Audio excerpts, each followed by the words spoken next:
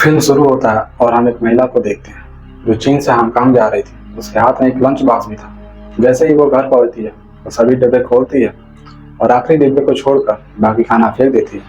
वहाँ मोमो जैसी एक छोटी सी डिश थी जिसे वो महिला साफ करके खाती है। इस डिश का नाम डिपलिंग्स है, जो इस फिल्म का टाइटल भी है। हम इस महिला को देखते हैं जिसका नाम मेई है। लोग उसे आंटी मेई कहते हैं क्योंकि वह बहुत बूढ़ी है, लेकिन आश्चर्य की बात यह है कि वह 30 की लगती है, यानी वह जवान दिखती है। यह कैसे संभव है और उसके जवान दिखने के पीछे क्या कारण है हम बाद में जानेंगे, लेकिन कारण बहुत ही भयानक है। मेई न केवल अपने लिए डिफरेंस बनाती है बल्कि वह उन्हें बनाने के लिए बहुत मशहूर थी, क्योंकि वह उन्हें बनाकर सबको बेचती थी, जो खाने में ताजे और स्वादिष्ट होते हैं। और ये पकौड़े ही उसकी खूबसूरती और जवान दिखने का राज थे। पकौड़ों में एक खास सामग्री का इस्तेमाल करती थी जिससे यह संभव हो पाता है। अगले दिन एक महिला मेई से मिलने आती है। वह एक फिल्म स्टार हुआ करती थी, लेकिन अब वो अपने करियर से बहुत दूर आ गई क्योंकि उसने एक बहुत ही अमीर बिजनेसमैन से शादी कर ली है और वो अपनी जिंदगी बस उसकी पत्नी की तरह जी रही है, क्योंकि उनके बीच न तो प्यार है और न ही पति पत्नी जैसा कोई रिश्ता। उसने उसे सिर्फ पैसों के लिए शादी की थी ताकि वह उसे अच्छा रुतबा मिल सके, लेकिन अब उसे यह रुतबा उसके हाथों से निकलता हुआ नजर आ रहा है। जैसे जैसे मेरी की उम्र बढ़ती जा रही है उसके पति का ध्यान उससे दूर होता जा रहा है। वह जवान खूबसूरत लड़कियों के साथ संबंध बनाता है और उनके साथ ज्यादा समय बिताता है। इस वजह से मेरी बहुत उदास रहने लगी है। वो सोचती है कि मैं सब कुछ खो रही हूँ, लेकिन अगर मैं अपनी जवानी और खूबसूरती खो दूंगी तो मेरे पास कुछ नहीं बचेगा। इसलिए आज वो आंटी मेई के पास आई है क्योंकि उसने कहीं सुना है कि मेई जो पकौड़े बनाती है उसमें जादू होता है। उन पकौड़ों में ऐसी शक्तियां पाई जाती हैं कि जो कोई भी उन्हें खाता है तो फिर से जवान दिखने लगता है। शरीर में ऐसे बदलाव होते हैं कि व्यक्ति की उम्र कम लगने लगती है। वे व्यक्ति की उम्र को रोक या घटा सकते हैं और व्यक्ति को इतना खूबसूरत बना सकते हैं कि कोई भी उसकी ओर आकर्षित हो जाए। लेकिन वह ऐसे किसी व्यक्ति की सुनी सुनाई बातों पर विश्वास नहीं करने वाली। इसलिए वो मेई से कहती है, कृपया मुझे इसका कोई सबूत दो। इस पर मेई कहती है, अच्छा आपको क्या लगता है मेरी उम्र कितनी हो गई होगी? जवाब में श्रीमती ली कहती है, यही कोई 30 साल के आसपास की उम्र। इस पर मेई कहती है, अच्छा मेरी उम्र 30 साल से ज्यादा है। तुम मेरी उम्र का अंदाजा नहीं लगा पा रही, तो तुम्हें क्या और सबूत चाहिए? मैं अपने पकौड़ों में ऐसी खास चीज मिलाती हूँ जिसमें ऐसा जादू है कि कोई भी चीज तुम्हें इतनी खूबसूरती और जवानी नहीं दे सकती। मैं खुद पकौड़े खाकर इतना जवान और खूबसूरत हो गई हूँ। कोई क्रीम या लोशन तुम्हें इतने अच्छे नतीजे नहीं दे सकता।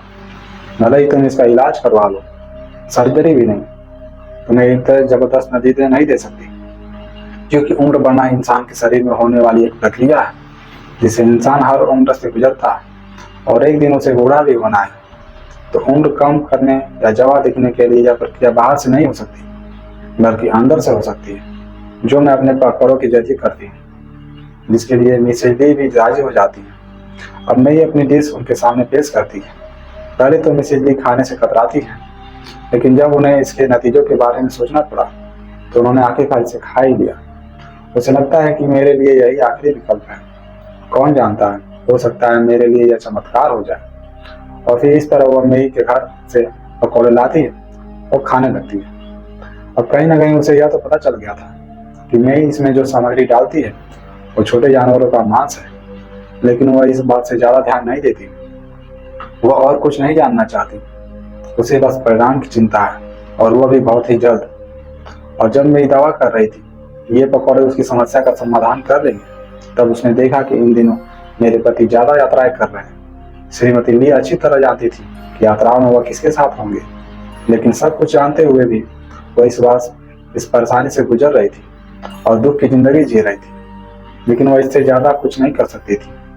अगर वह अपने पति से इस बारे में सवाल करती तो वह उन्हें एक बड़ी रकम चेक थमा देते, लेकिन वह इससे ज्यादा अपनी पत्नी के लिए कुछ कर नहीं सकते थे। इससे ज्यादा उसे कुछ नहीं दे सकते थे, न प्यार, न ध्यान और न ही समय। इस वजह से श्रीमती ली निराश शिकार होते जा रही थी। श्रीमती ली पहले पकौड़े जैसे व्यंजन पसंद नहीं करती थी, लेकिन मजबूरी के कारण उसे आज यह खाना पड़ रहा था। इतना ही नहीं, अब वो मेई को अच्छे पकौड़े बनाने की टिप्स देती रहती थी। कि उन्हें ऐसे बनाओ, उसमें ये चीज डालो, क्योंकि उससे पकौड़े स्वादिष्ट बनेंगे। अब कुछ दिन ऐसे ही बीत गया और मेई को श्रीमती ली में बदलाव दिखने लगे। उनकी त्वचा जवान दिखने लगी, लेकिन श्रीमती ली को जल्दी नतीजे चाहिए थे। इसलिए उन्होंने मेई से कहा कि कृपया कुछ ऐसा करो कि जिससे मुझे रातों रात बेहतर नतीजे मिले। जिस पर मेई कहती है, हाँ मैं वादा करती हूँ कि ऐसा ही होगा। अब जब श्रीमती ली चली जाती है तो मेई के घर एक महिला आती है जो अपने साथ अपनी छोटी बेटी को लेकर आती है, जिसका नाम केट है। उसकी बातों से हमें पता चलता है कि मेई कुछ समय पहले बहुत अच्छी महिला डॉक्टर हुआ करती थी। वह एक दिन में कम से कम 10 केस हैंडल करती थी। हालांकि उसने यह काम छोड़ दिया था, लेकिन फिर भी वह महिला अपनी केट बेटी को लेकर मेई के पास आई थी, क्योंकि यह लड़की केट अभी सिर्फ 15 साल की है, लेकिन वह माँ बनने वाली है और उसके साथ गलत करने वाला और कोई नहीं, उसका अपना पिता है। और जब वह गर्भवती है तो उसकी माँ उसे लेकर दर दर भाग रही है, क्योंकि वह उसे या तो जन्म देना चाहती है या फिर उसे खत्म करना चाहती है। और मेई केट को चेक करती है। उसे पता चलता है कि केट का बच्चा 6 महीने का है। इसलिए मेई के लिए यह केस देखना बहुत ही मुश्किल था, इसलिए वो मना कर देती है। वो कहती है कि इस बारे में मैं कुछ नहीं कर सकती। वो सलाह देती है कि आपको ब्लैक मार्केट में संपर्क करना चाहिए। वहाँ आपको एक अस्पताल मिलेगा जहाँ से आपकी बेटी का बच्चा या तो डिलीवर हो जाएगा या फिर उसका गर्भपात किया जाएगा, क्योंकि उस अस्पताल में भी ऐसे काम होते हैं। और मैं अभी उसी अस्पताल के संपर्क में हूँ।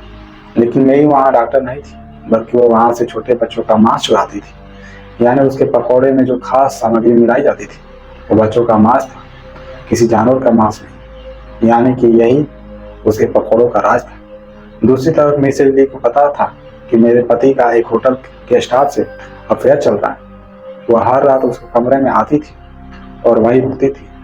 श्रीमती ली को यह बर्दाश्त नहीं हो पा रहा था, इसलिए उन्होंने मेई को अपने घर बुलाया और उसे समझाने की कोशिश की कि देखो, मेरे घर और पति के अलावा मेरा कोई अस्तित्व नहीं है। मेरा अपना परिवार बनना चाहती हूँ।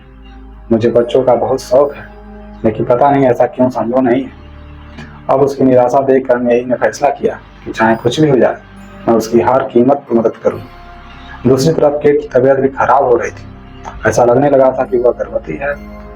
उसकी माँ केट को लेकर बहुत चिंतित थी, इसलिए मेई ने उसकी मदद भी करने का फैसला किया।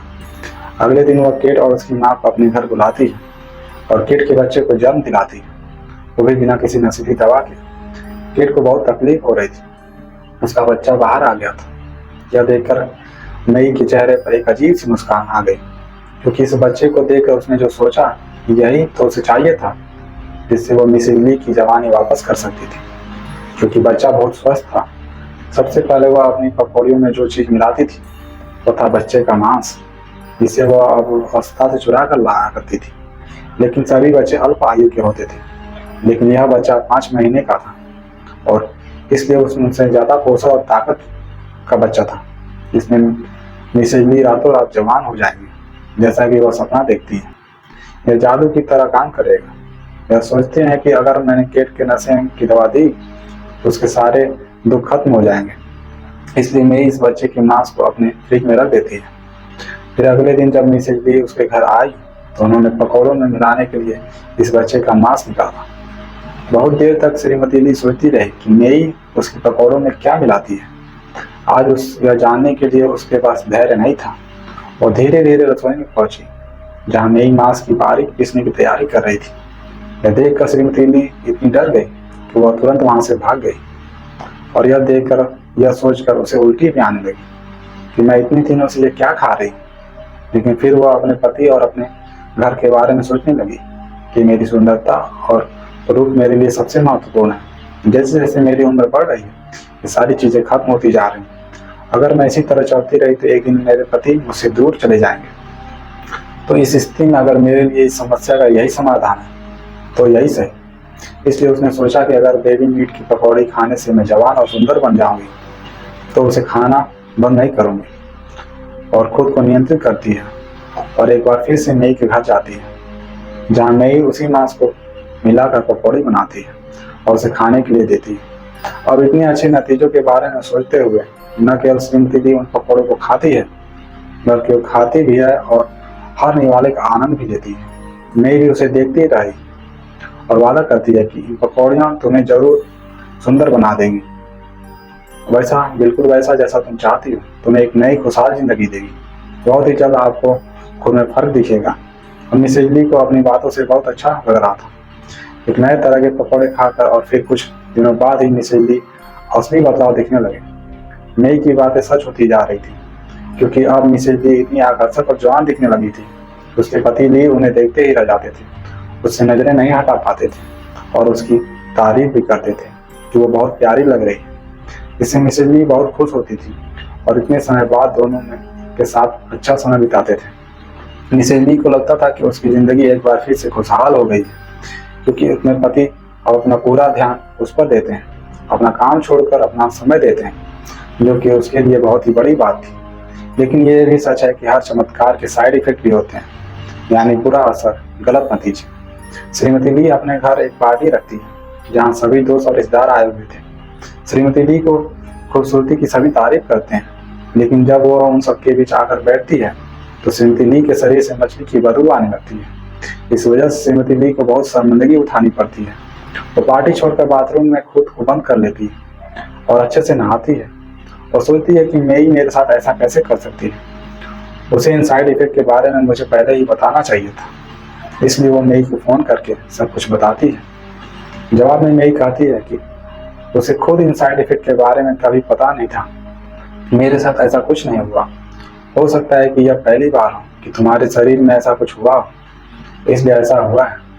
परसों तक सब ठीक हो जाएगा, इसलिए ज्यादा परेशान मत हो। फिर मिसेज ली इन सभी बातों को निश्चित होकर चली जाती है, लेकिन वह इस बात से अनजान थी कि बाहर खड़े उसका पति ये बातें सुन रहा है। वो दोनों जो बातें कर रहे थे, उसे पहले ही शक हो गया था कि मेरी पत्नी कोई खास चीज या कोई जड़ी बूटी या फिर दवा या कोई नस्ली चीज ले रही। अब मई की बात सुनकर वो खुद ही उसकी जानकारी जुटाता है और अगले ही दिन उससे मिलने चला जाता है। फिर मैं उसे पकौड़े भी खिलाता, फिर मई उसे पकौड़े भी खिलाती है। ली को पता चल गया था कि मई नरभक्षी है, यानी कि आदमखोर है, और नरभक्षण की वजह से ही वो इतनी जवान और खूबसूरत है। वो दूसरों को पकौड़े खिलाकर उनके साथ भी ऐसा सब कर रही थी। वैसे तो 65 साल की थी, लेकिन लगती 30 साल की थी। लेकिन ली जो पहला ऐसा इंसान था, उसे इस बात से कोई फर्क नहीं पड़ता था कि मई एक आदमखोर है। उसे बस इस बात से फर्क पड़ता था कि वो जवान और खूबसूरत है। उसे पहली नजर में ही मई से बस प्यार हो गया था, इसलिए उसके साथ रिश्ता शुरू कर देता है। अब मई भी पहले से यही चाहती थी, क्योंकि वो जानती थी कि उसे कैसे इस्तेमाल करना है और कैसे लूटना है। और अब वो उसे फंसाने के बाद उसके साथ रिश्ता बनाती है, क्योंकि वह यह मौका गंवाना नहीं चाहती थी। इसके बाद दोनों साथ में समय बिताते हैं और दोनों ही मिसेज ली को पूरी तरीके से नजरअंदाज करने लगते हैं। मई को और क्या चाहिए था? इतना अमीर आदमी उससे प्यार करने लगा था, और ली का मतलब खूबसूरती से था। और श्रीमती ली इतनी आसानी से मई का पीछा नहीं छोड़ सकती थी, इसलिए वो मई के संपर्क में रहना चाहती थी, क्योंकि अब वो उसके शरीर को उन पकौड़ों की आदत हो गई थी। अब अगर वो यह खाना छोड़ देती तो उसकी जवानी और खूबसूरती सब चली जाएगी, क्योंकि वो पहले से ही इन समस्याओं से जूझ रही थी। उसके शरीर पर निशान बन रहे थे, लाल धब्बे बढ़ रहे थे, वो सो भी नहीं पा रही थी। वो बाहर जाकर पकौड़े मांगती थी, लेकिन मई उसकी बात सुनने को तैयार नहीं थी। दूसरी तरफ मई जिस बच्चे को जन्म दिया था, केट को इतना दर्द हो रहा था कि उसकी मौत हो गई, क्योंकि मई ने उसका ऑपरेशन ठीक से नहीं किया था। केट ने इतना दर्द सहा था कि उसकी हिम्मत ही खत्म हो गई थी, और वो बच्ची थी, इसलिए उसकी मौत हो गई। बेटी की मौत के बाद उसकी माँ पागल हो गई। उसने अपने पति को मार डाला, जो उसकी बेटी की मौत का जिम्मेदार था, जिसने गलत काम किया था। उसने मार डाला, और उसने पुलिस को इसकी सूचना दी। फिर पुलिस आई और केट की माँ को गिरफ्तार कर लिया, और जब उससे पूछताछ की गई तो उसने मई का नाम ही लिया। लेकिन जब तक पुलिस गिरफ्तार करती मई को, मई अपना सामान पैक कर भाग गई थी। अब मई बच गई, लेकिन श्रीमती ली की बुरी तरह फंस गई। वो समझ गई कि पकौड़ों के बिना वो जीवित नहीं रह पाएगी। अगर मैं जिंदा रही तो मेरी सारी जवानी और सुंदरता चली जाएगी। अब मई नहीं रही, उसे उन पकौड़ों का इंतजाम खुद ही करना होगा। इसके लिए वह कोई रास्ता निकालने लगी। वह उसी होटल स्टाफ से मिलती है जिसके साथ ली का अफेयर था, और उसे पता चलता है कि वो लड़की माँ बनने वाली है। और वह 5 महीने की गर्भवती है। क्योंकि ली इस बच्चे को चाहता था, उसने लड़की से सौदा किया कि अगर वह बच्चे को जन्म देती है तो वह उसे बहुत बड़ी रकम देगी। तो श्रीमती ली होटल स्टाफ में जाकर अपना बच्चा मांगती है और कहती है कि उसे सिर्फ 5 महीने का बच्चा चाहिए, और कहती है कि मेरे पति ली ने जो पैसा तुम्हें देने का वादा किया, मैं तुम्हें उसका दुगना पैसा दूंगी। वो इसे 2 काम कराना चाहती। अगर मुझे यह बच्चा मिल गया, जब ये लड़की ली को बच्चा नहीं देगी तो उसे छोड़ देता और मेरे रास्ते का कांटा भी खत्म हो जाएगा। और वैसे ही उसे पूरी उम्मीद थी कि इस दौरान इस लड़की को मार दिया जाएगा, और अगर मुझे वह बच्चा मिल गया तो उसकी मदद से मैं अपनी जवानी और खूबसूरती को बरकरार रख सकती हूँ। इसके लिए लड़की राजी हो जाती है और श्रीमती ली उस महिला डॉक्टर के पास जाती है और इस बच्चे को जन्म करवाती है, बिल्कुल वैसे ही जैसे मेरी ने करवाया था, बिना किसी नशीली दवा के। क्योंकि वह भी चाहती थी कि यह बच्चा पूरी तरह स्वस्थ हो, और उसकी सोच के अनुसार भी इस प्रक्रिया के दौरान उस लड़की की मौत हो जाती है। अब जैसे कि वह बच्चे को ले जाती है, वो उसे घर ले आती है और उसे रखती है, फ्रिज में रखती है और पीसने के लिए चापर में ले जाती है, जिसके बाद वह उसे खा जाती है। जिसका मतलब यह हुआ कि अंत में मेरी की तरह श्रीमती ली भी सुंदर होने के लिए नरभक्षी बन गई थी। अब उसे किसी अन्य की जरूरत नहीं थी, क्योंकि पैसों के बदले उसे हमेशा बच्चा मिलता रहेगा, जिसे खाने के बाद वह हमेशा सुंदर और जवान बनी रहेगी। जो उसकी इच्छा थी कि वह हमेशा खूबसूरत और जवान बनी रहे, और अपने पति का प्यार भी पाना उसके लिए संभव हो गया था। और अब से उसके पति किसी तरफ नहीं देखा करेगा, बल्कि उसे सिर्फ अपनी पत्नी से ही प्यार रहेगा। इसी प्रकार के अन्य वीडियो देखने के लिए आप हमें फॉलो कर सकते हैं और सब्सक्राइब कर सकते हैं। बाय।